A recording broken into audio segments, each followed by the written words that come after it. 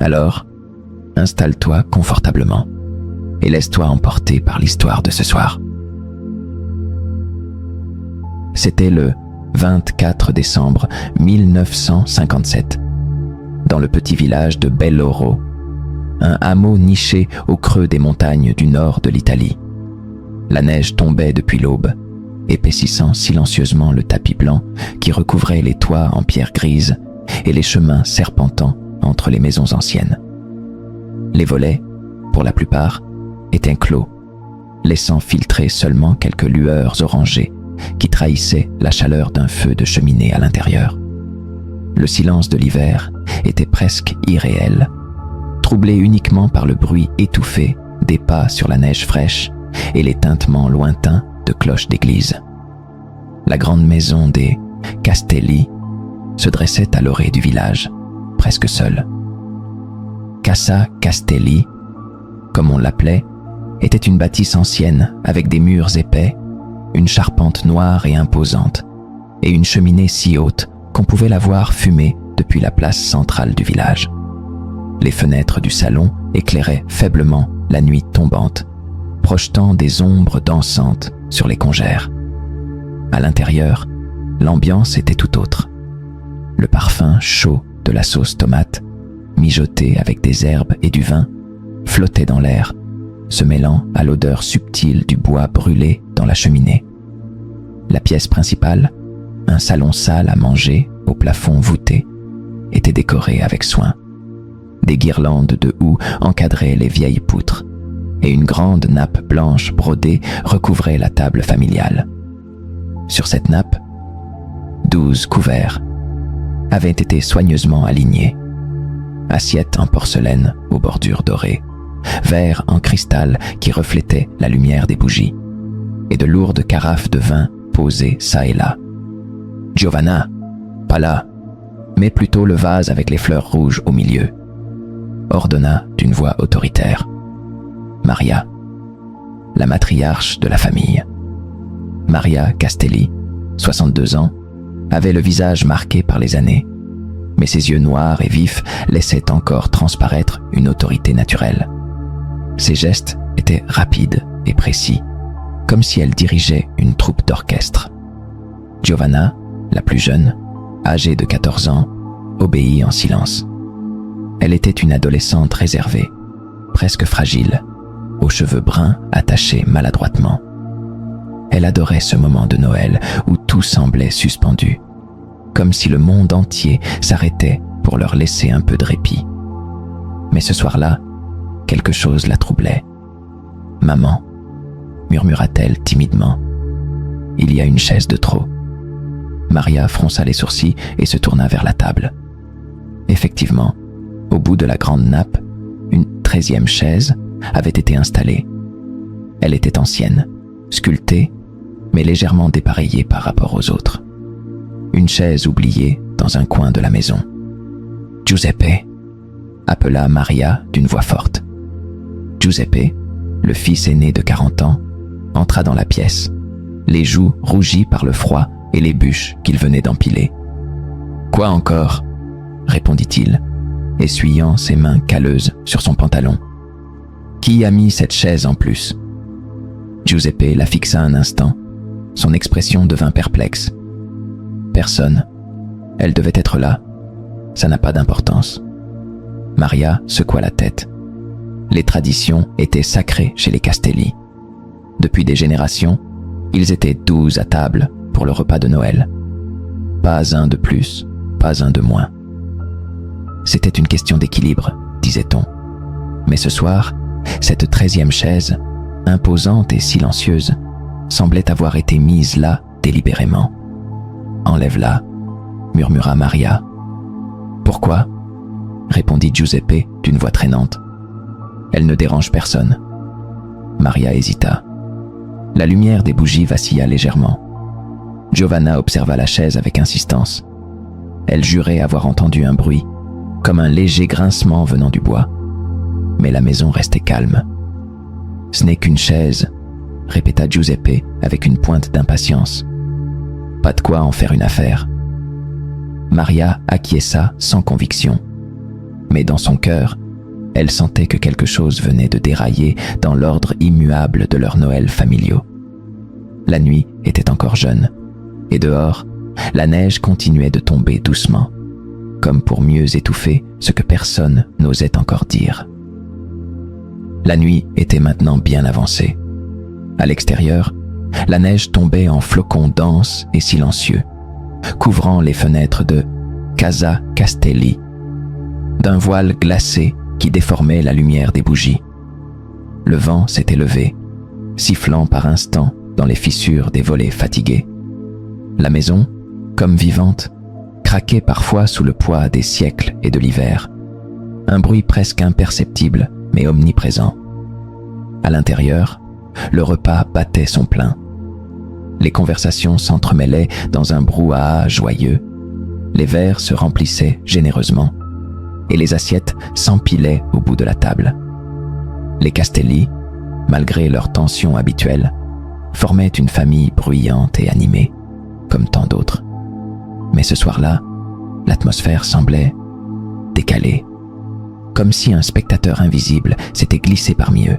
« Giovanna, passe-moi le pain », lança Giuseppe, la voix forte, couvrant les éclats de rire qui éclataient de l'autre côté de la table. « Tiens, tiens, ne crie pas, je ne suis pas sourde », murmura Giovanna en tendant le panier. Elle jeta un coup d'œil furtif au bout de la table, vers la 13e chaise. Personne ne semblait y prêter attention, mais Giovanna, elle, sentait son regard inexorablement attiré vers elle. Une assiette vide, un verre de cristal limpide, et ce couvert parfaitement aligné, comme si quelqu'un allait s'y asseoir. Une étrange impression la parcourut. Et si quelqu'un s'était déjà assis? Elle secoua la tête pour chasser cette pensée absurde, mais un frisson remonta le long de sa colonne vertébrale. De son côté, Maria, toujours en mouvement, déposait une terrine fumante de pâte au centre de la table. Le parfum de basilic et d'ail emplit la pièce. « À ta santé, nonno Paolo », lança Carlo, un cousin à la moustache épaisse, en levant son verre vers le patriarche. « Merci, Carlo, merci. Et à ceux qui ne sont plus là », ajouta nonno Paolo d'une voix grave. Il avait ce regard des hommes qui en avaient vu trop, mais ce soir-là, il semblait plus sombre qu'à l'accoutumée. Les convives levèrent leurs verres en silence. Giovanna observe son grand-père. Même dans la lumière tamisée, on voyait clairement ses rides profondes et son air préoccupé. Ses doigts usés tournaient distraitement une bague en argent qu'il portait depuis toujours. C'était le silence après le toast qui frappa Giovanna. Une pause trop longue, une respiration suspendue. C'est à ce moment-là que la cuillère tomba. Le tintement du métal contre le carrelage ancien de la cuisine résonna comme un coup de feu dans la pièce. Tous se figèrent, les regards soudain tournés vers la chaise vide. La cuillère appartenait au couvert posé juste devant elle. Giovanna pâlit et agrippa le bord de la table, ses yeux écarquillés fixant l'assiette immobile. « Qui a fait tomber ça ?» siffla Giuseppe, brisant le silence, sa voix plus dure qu'il ne l'aurait voulu. Personne ne répondit. Maria se hâta de se lever pour ramasser la cuillère. Elle se baissa, mais resta un instant figée, le dos voûté. Quand elle se releva, son visage semblait encore plus marqué. Elle ne dit rien et retourna à sa place. C'est sûrement le courant d'air. La maison est vieille, hein ? Murmura Giuseppe pour détendre l'atmosphère, mais sa voix sonnait faux. Le courant d'air, par ce froid, marmonna Paolo, sans quitter la chaise des yeux.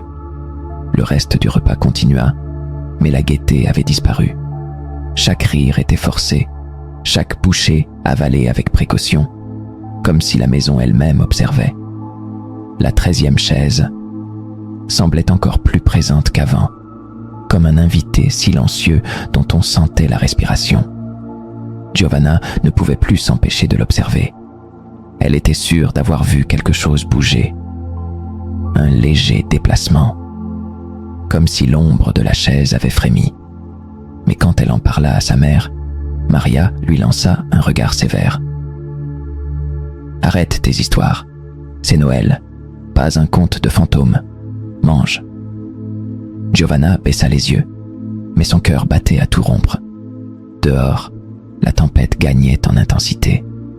Le vent secouait les volets et hurlait comme une bête en colère. Dans la salle à manger de Casa Castelli, les flammes des bougies vacillaient, projetant sur les murs des ombres démesurées qui semblaient danser autour de la table. Et la 13e chaise, elle, restait là, vide, mais étrangement occupée. La maison des Castelli baignait dans un silence lourd. Dehors, le vent mugissait avec force, giflant les fenêtres comme s'il cherchait à s'inviter dans la chaleur oppressante de la salle à manger. À l'intérieur, le feu dans la cheminée crépitait, mais il semblait avoir perdu de sa vigueur, comme s'il savait, lui aussi, que quelque chose clochait. Les conversations s'étaient essoufflées. Même Carlo, d'habitude le bout en train de la famille, s'était contenté de tapoter nerveusement sa moustache en fixant son verre. Nonno Paolo, assis en bout de table face à la chaise vide, tournait distraitement sa bague en argent, un tic qui revenait toujours quand il était absorbé par de sombres pensées. Giovanna, elle, n'en pouvait plus. Son regard revenait sans cesse vers la 13e chaise, là où le couvert semblait défier les lois de la logique.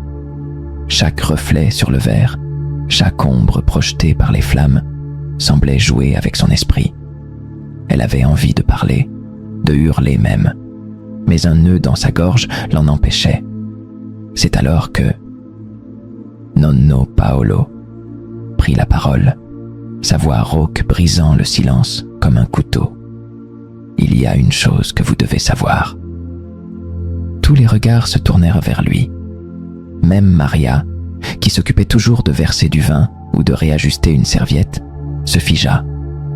Les enfants cessèrent de bouger, hypnotisés par la solennité dans la voix de leur grand-père. « Cela fait des générations que cette maison existe, » continua Paolo en fixant la flamme. « Et des générations que, chaque Noël, la famille s'assoit autour de cette table. Mais cette chaise-là... » Il désigna lentement la 13e chaise du bout de son doigt noueux. Elle n'est pas arrivée là par hasard.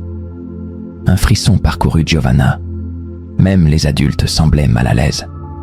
Maria fronça les sourcils. « Papa, ça suffit.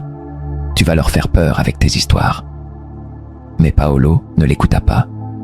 Il poursuivit, sa voix baissant d'un ton, comme s'il craignait que la maison elle-même ne l'entende. Il y a bien longtemps, un membre de la famille, Andrea, avait disparu un soir de Noël. C'était en 1882, je crois. On ne sait pas ce qui lui est arrivé. Il avait quitté la table pour une histoire de bêtises, une dispute à propos d'une part de dessert, si vous voulez tout savoir. On a attendu toute la nuit qu'il revienne, mais il n'est jamais rentré. Le silence retomba, plus lourd encore. La seule chose que l'on entendait était le crépitement de la cheminée et le vent dehors, toujours plus violent. La légende dit que... Paolo marqua une pause et planta ses yeux sombres dans ceux de Giovanna. La légende dit que si un soir de Noël, une 13e chaise est laissée vide, c'est qu'une âme revient réclamer sa place. Une âme oubliée. « Papa, c'est ridicule !» s'exclama Maria, visiblement contrariée. « Ces vieilles histoires n'ont aucun sens. » Mais Paolo n'y prêta pas attention. Ses mains tremblaient légèrement tandis qu'il attrapait son verre de vin. « Vous pouvez rire si vous voulez, mais je vous le dis, il ne faut jamais laisser cette chaise vide, et encore moins y toucher. » « Et si quelqu'un s'assoit dessus ?» demanda Giovanna d'une petite voix, presque inaudible. Paolo posa lentement son verre et leva la tête vers elle. Ses yeux, plus noirs que jamais, semblaient transpercer l'âme de sa petite fille. Alors, l'invité revient. un frisson glacial parcourut la pièce. Giovanna regarda les adultes autour de la table. Maria secoua la tête avec un rire nerveux.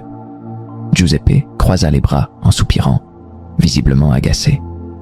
Mais quelque chose dans l'air avait changé. Même Carlo n'osa pas plaisanter cette fois. La maison sembla soudain plus grande, comme si les murs s'étaient éloignés et que la pièce, trop vaste, avalait la chaleur humaine. Les flammes de la cheminée dansaient anormalement, projetant sur les murs des silhouettes vacillantes qui ressemblaient étrangement à des hommes. Giovanna se tourna de nouveau vers la chaise. Son cœur s'emballa. Elle crut voir, juste un instant, l'ombre d'une main se poser sur la nappe blanche. Elle cligna des yeux. La chaise était vide, toujours vide. « Mangez », dit Maria, sa voix tremblant légèrement. « Ce n'est qu'une histoire, pas vrai ?»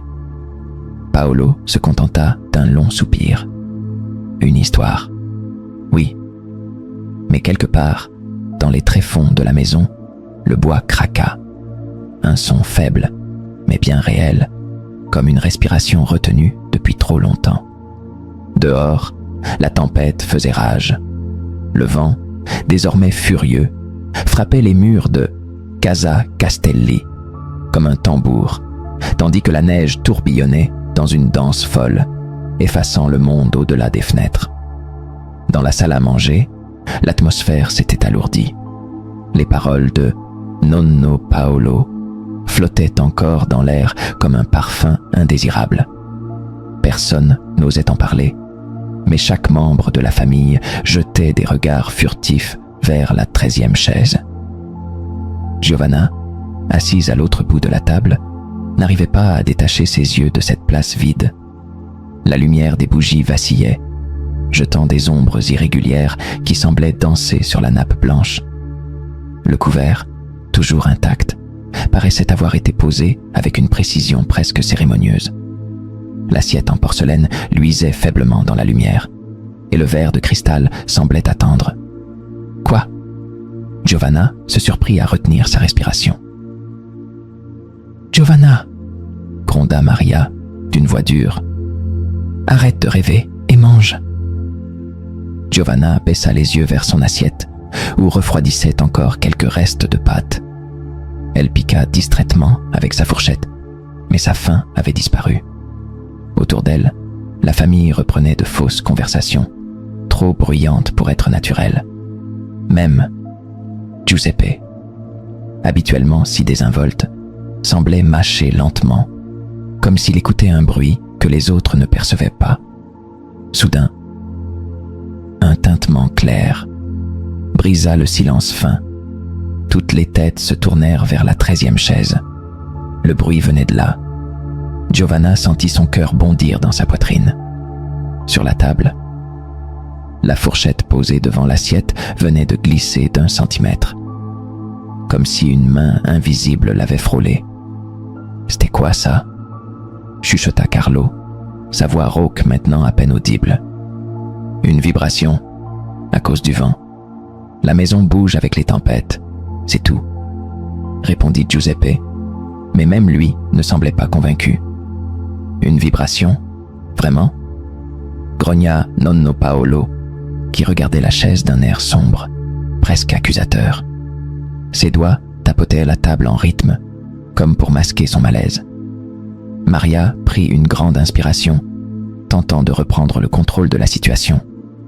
« Arrêtez, vous vous montez tous la tête avec ces bêtises. Ce n'est qu'une chaise, rien de plus. Maintenant mangez, il reste encore de la tarte aux pommes. » Elle se leva, prit un grand plat posé sur le buffet et s'efforça de sourire. Mais ses gestes trahissaient une nervosité inhabituelle.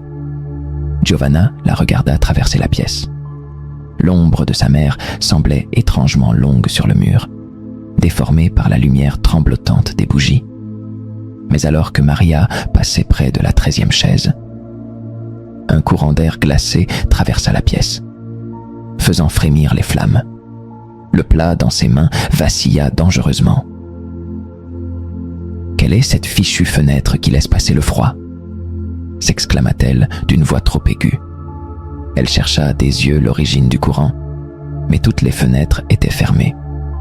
Le feu, lui, s'était brusquement réduit à des braises rougeoyantes, et la pièce sembla sombrer dans une obscurité plus épaisse. Giovanna sentit un frisson parcourir ses bras. Elle regarda autour de la table. Les visages de ses cousins et de ses oncles étaient livides, figés dans une attente silencieuse.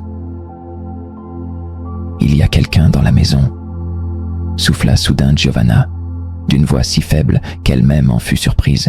« Arrête tes sottises, Giovanna », répliqua Maria sèchement, bien qu'un léger tremblement trahît sa nervosité. Mais Giovanna n'avait pas rêvé. À cet instant précis, elle avait senti une présence. Comme si quelqu'un se tenait debout, juste derrière elle. Elle n'osa pas se retourner. Ses doigts s'agrippèrent à sa serviette, son cœur battant à tout rompre. Puis le couteau, posé devant la 13e assiette, glissa lentement sur la nappe, dans un silence glaçant. Cette fois, tous l'avaient vu. Carlo se leva d'un bond, renversant sa chaise dans un vacarme assourdissant. « Je ne reste pas ici. C'est de la folie. »« Assieds-toi » rugit Paolo, sa voix puissante résonnant dans toute la pièce. Carlo s'immobilisa, bouche ouverte. Tous les regards se tournèrent vers Paolo, qui fixait maintenant la chaise vide comme s'il défiait ce qui s'y trouvait. Son visage était livide, mais ses yeux brillaient d'un éclat presque féroce. Ce n'est pas un hasard. Cette chaise est là pour une raison. Un silence écrasant s'abattit sur la pièce. La neige frappait contre les fenêtres comme pour souligner le malaise. Les flammes, faibles et vacillantes, projetaient toujours des ombres démesurées sur les murs. Et la 13e chaise, figée dans son silence, semblait soudain plus occupée que vide. Chapitre 5. L'invité inconnu. Dans la salle à manger de Casa Castelli, un silence oppressant s'était installé, aussi dense que la neige qui tombait au dehors. Le vent hurlait contre les fenêtres, faisant vibrer les vieux carreaux comme s'ils cherchaient à s'infiltrer à l'intérieur. La pièce, pourtant bondée, semblait presque vide, comme si une présence invisible en avait chassé toute chaleur humaine. La 13e chaise trônait là, au bout de la table, immobile, mais terriblement vivante. Les couverts posés devant elle brillaient à la lueur des bougies. Tous les membres de la famille fixaient cette place avec une attention angoissée, le souffle court. « C'est assez maintenant !» s'écria Maria, sa voix tremblante de colère et d'incrédulité. Elle se leva brusquement, faisant racler sa chaise contre le vieux parquet. « Tout ça, ce ne sont que des histoires. Nous nous comportons comme des enfants effrayés par leur propre ombre. » Personne ne répondit. Tous regardèrent Maria, mais c'était bien la 13e chaise qui captait leur attention. Même Giuseppe, habituellement cynique et bravache, semblait avoir perdu son arrogance. Il avala sa salive avec difficulté, jetant un regard nerveux à Nonno Paolo, qui ne disait plus un mot. « Maman, arrête !» murmura Giovanna, sa voix tremblant sous l'effet d'une peur qu'elle n'arrivait plus à dissimuler. Mais Maria, déterminée à prouver que tout cela n'était qu'une superstition absurde, se dirigea d'un pas ferme vers la chaise vide. Elle s'arrêta juste devant, les poings serrés, le souffle court. La flamme des bougies projeta son ombre immense sur le mur, une silhouette qui semblait, par un étrange jeu de lumière, s'allonger jusqu'au plafond. « Je vais retirer cette chaise », déclara-t-elle d'une voix presque étranglée. « Non !» tonna Paolo, avec une autorité qui pétrifia tout le monde. Sa voix résonna dans la pièce comme un coup de canon. Maria se figea, son visage livide. Le vieil homme se leva lentement, le poids des années se lisant sur ses épaules. Ses yeux noirs, profonds et perçants, se posèrent sur chacun des membres de la famille avant de revenir à Maria. « Il est là » souffla-t-il d'une voix rauque. « Qui est là » osa demander Carlo, sa voix réduite à un murmure. « Andrea » Le nom flotta dans l'air, glacé et lourd. Giovanna sentit son cœur s'arrêter.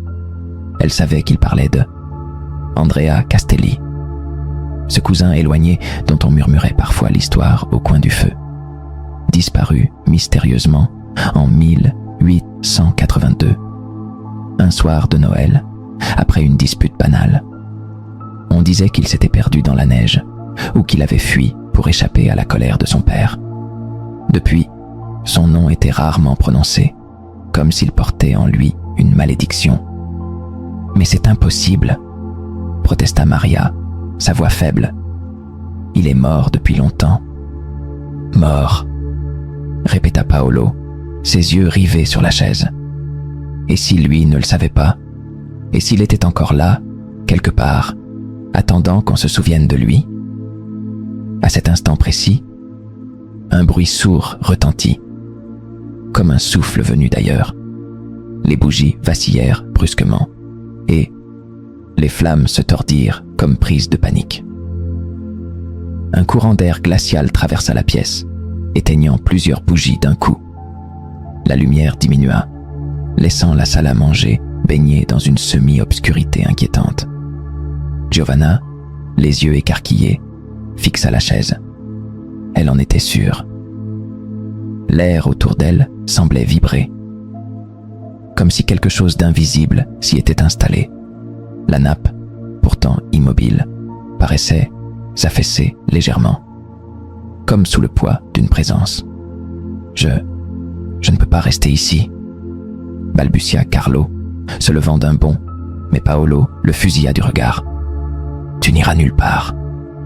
La voix de Paolo résonna comme un ordre. Même Maria, qui avait tenté de garder le contrôle, baissa les yeux. Le silence revint, lourd et pesant, rythmé uniquement par le crépitement des braises dans l'âtre presque éteint. Soudain, un murmure faible, presque imperceptible, s'éleva dans la pièce. Un murmure que personne n'arrivait à identifier, mais qui semblait résonner dans les oreilles de chacun. Giovanna sentit sa gorge se serrer, son sang glacé dans ses veines.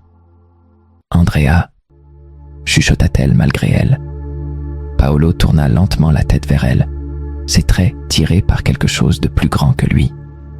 Oui, il est revenu.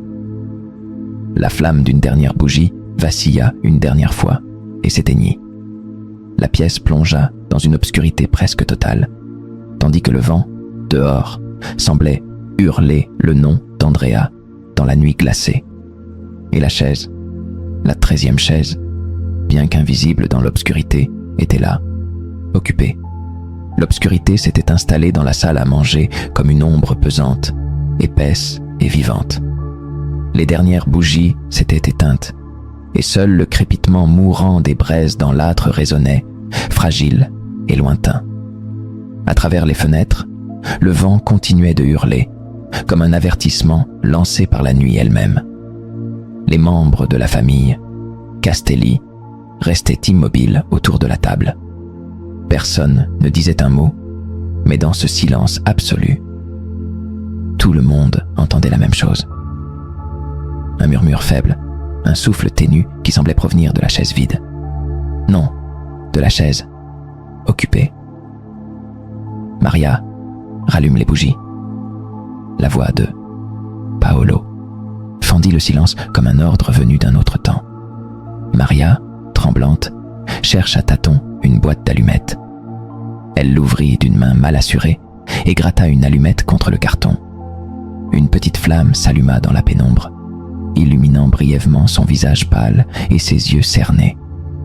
Elle s'approcha de la première bougie, mais alors qu'elle tendait la main, la flamme s'éteignit brutalement, comme soufflée par une bouche invisible.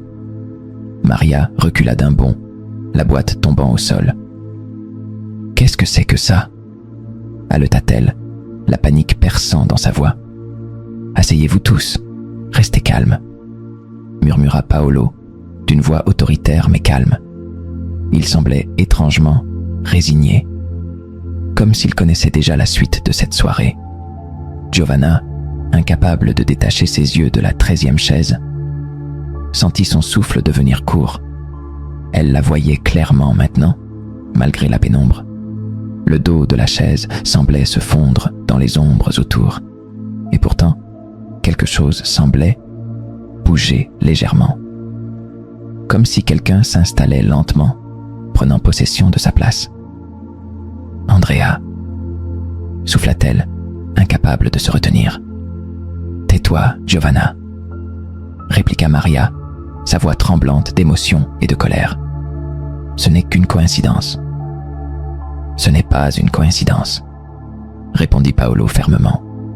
Il se redressa péniblement et planta son regard sombre sur chaque membre de la famille. « Vous croyez que les morts nous oublient ? Vous pensez qu'ils ne réclament pas ce qu'on leur a pris ?» Personne n'osa répondre. Le vent redoubla d'intensité dehors, faisant grincer les volets et trembler les murs. La maison tout entière semblait vouloir parler, hurler même, mais retenait son souffle. Quelque chose attendait. Soudain, un nouveau bruit retentit. Le son clair d'un verre que l'on déplace sur la table. Giovanna tourna la tête d'un coup sec, son cœur s'emballant. Le verre devant la 13e chaise, pourtant laissé intact quelques instants plus tôt, avait bougé.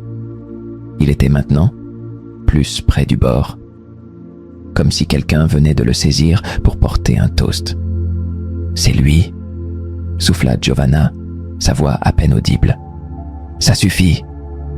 hurla Giuseppe, qui se leva d'un coup, renversant sa chaise dans un fracas assourdissant. « Vous êtes tous fous. Ce n'est qu'une chaise, une vieille légende, une farce. Vous voulez que je vous le prouve ?» Avant que Paolo ou quiconque ne puisse l'arrêter, Giuseppe attrape le verre devant la chaise vide et le brandit dans l'air. « Regardez, Andrea, si tu es là, bois avec moi.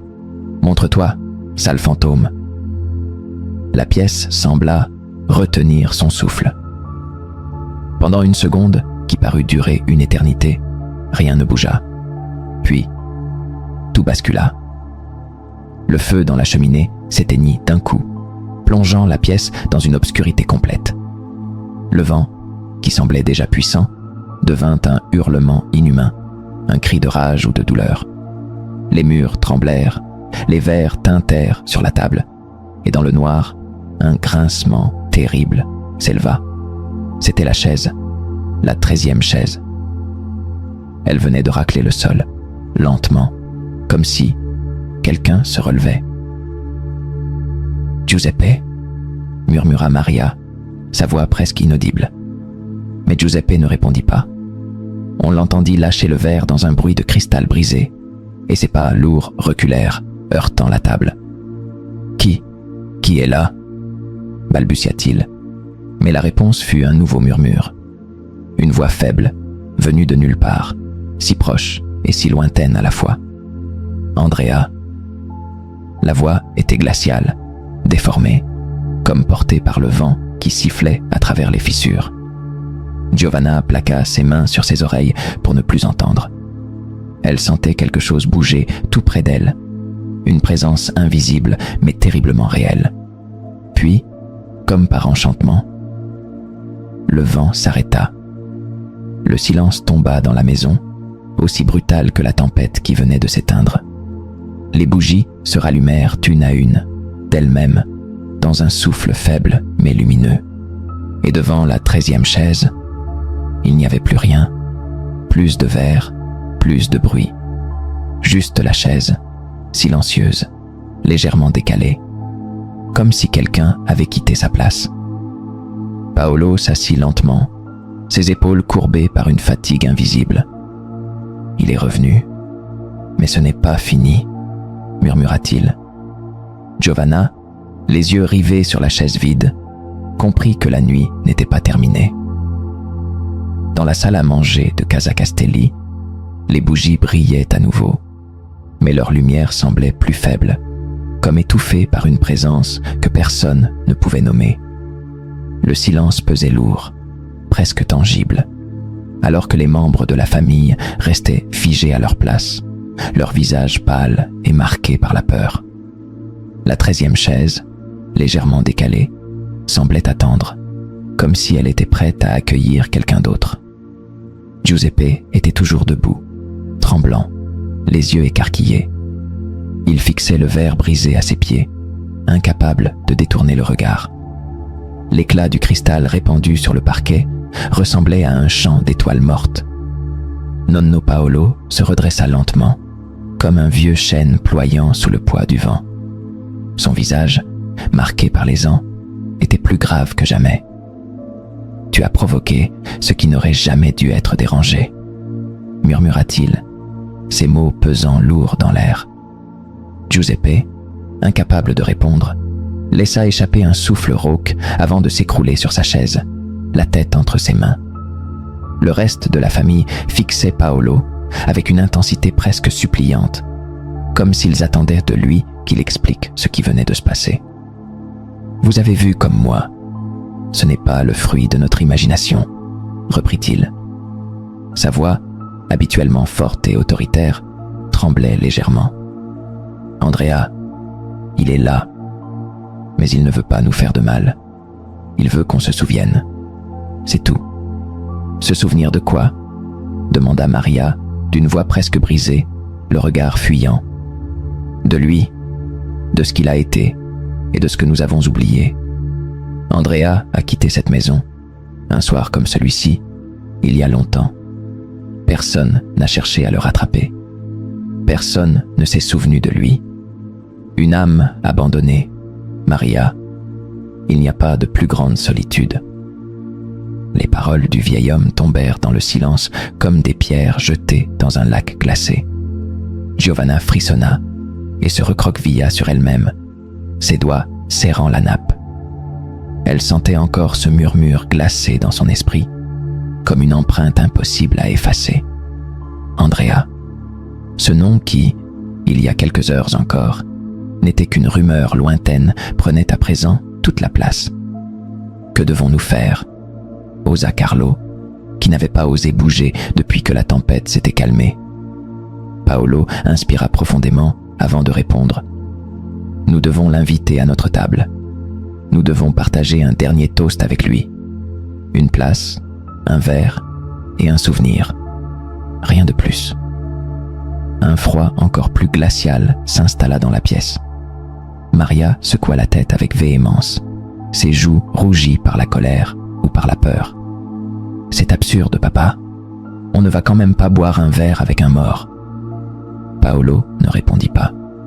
Il se tourna vers Giovanna, qui sentit son cœur s'accélérer. « Giovanna, apporte-moi une bouteille de vin.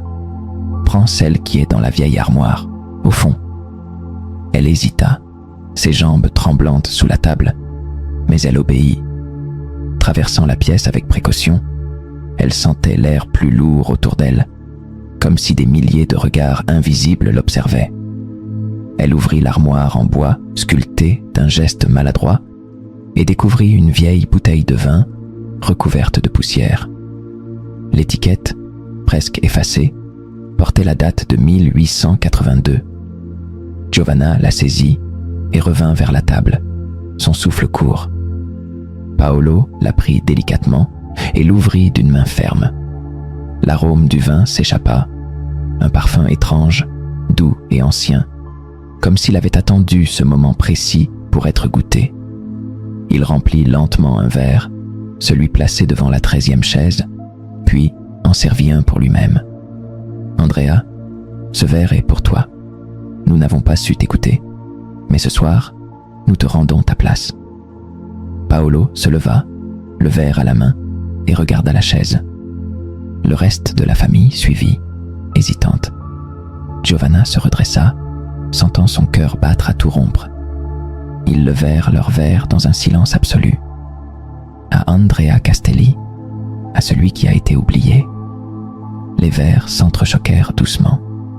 Une lueur étrange sembla passer dans la pièce, presque imperceptible, comme un souffle apaisé. Giovanna crut voir, juste un instant, une ombre assise sur la chaise, calme et immobile, les contours flous, comme un reflet dans une eau agitée. Puis, tout redevint normal. Le feu reprit vie dans la cheminée. Les bougies brûlèrent plus fort et le vent dehors s'était enfin apaisé. Paolo se rassit, épuisé, mais serein. « Il est parti », murmura-t-il. La 13e chaise, elle, était vide. Définitivement vide. Giovanna la regarda une dernière fois. Elle savait qu'elle n'oublierait jamais cette nuit. Une nuit où les morts avaient parlé, où les vivants avaient enfin écouté. Merci d'avoir passé ce moment avec moi. J'espère que cette histoire t'a apporté un peu de calme et de sérénité. Souviens-toi, tu peux toujours revenir ici, chaque fois que tu as besoin d'un instant pour toi, pour te détendre, ou juste écouter une belle histoire. Prends soin de toi, et surtout, n'oublie pas que chaque jour est une nouvelle page à écrire.